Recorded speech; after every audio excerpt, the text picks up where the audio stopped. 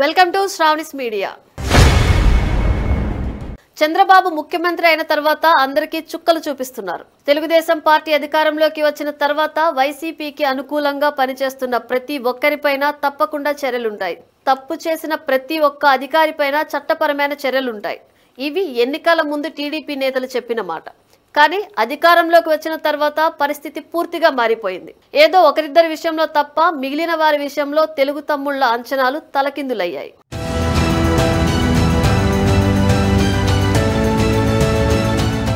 అధికారంలోకి వచ్చిన తర్వాత వైసీపీకి అనుకూలంగా వ్యవహరించి తెలుగుదేశం పార్టీ నేతలు కార్యకర్తలపై తప్పుడు కేసులు పెట్టి వేధించిన ఒకరిద్దరిపై మాత్రమే చర్యలు తీసుకుంటున్నారు తప్ప మిగిలిన వారిని పూర్తిగా వదిలేశారనే మాట వినిపిస్తోంది.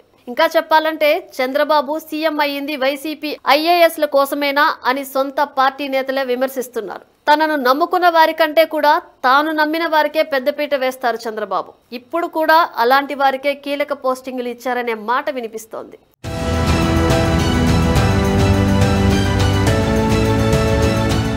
ప్రస్తుతం కీలక స్థానాల్లో ఐఏఎస్ అధికారుల్లో కొందరు గత వైసీపీ ప్రభుత్వంలో ఒక వెలుగు వెలిగిన వారే. వారిపైన అవినీతి ఆరోపణలు బాగానే వచ్చాయి. అలాంటి వారే ప్రస్తుతం ముఖ్యమైన పోస్టుల్లో ఉన్నారనేది టీడీపీ నేతల ఆరోపణ. అవినీతి పరులను అందలం ఎక్కించేందుకు అధికారంలోకి వచ్చినట్లు ఉందంటున్నారు. అభిమానులను పూర్తిగా పక్కన పెట్టిన చంద్రబాబు గతంలో తిట్టిన వారికే ప్రాధాన్యత పోస్టులు దక్కటంతో విశ్రాంత ఐఏఎస్ అధికారులు ఆశ్చర్యం వ్యక్తం చేస్తున్నారు.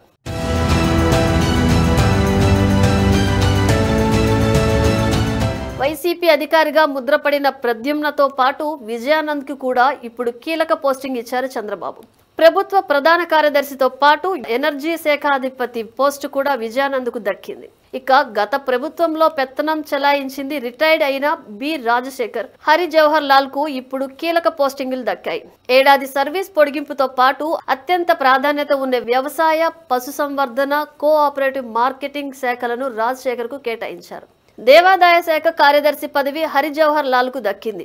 ఇక ఎంతో ప్రాధాన్యత ఉన్న పంచాయతీ రాజ్, గ్రామీణాభివృద్ధి శాఖలను కూడా గతంలో చక్రం తిప్పిన అధికారికే ఇచ్చారు.